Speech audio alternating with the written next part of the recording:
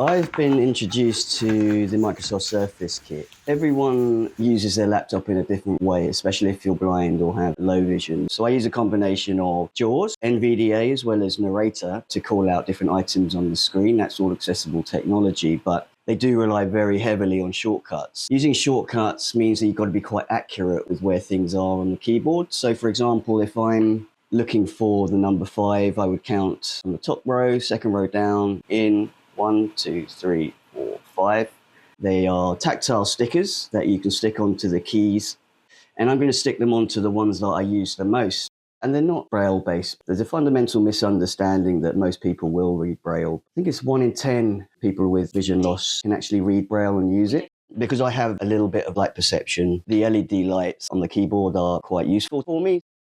I've been told that these are coloured for maybe high contrast mode, but these are sort of semi-raised but clear, so hopefully the light still comes through.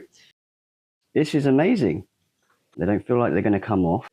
It's going to really help me with accuracy of typing and also speed because, like I said, I've been counting a lot of these keys so that I knew which one I was pressing. So I will recommend this pack to anyone sight loss. Call out to Microsoft for thinking about people with visual impairments using their computers because that is one major access back into work for many blind users. And if you can do that accurately and quickly, then more's the better.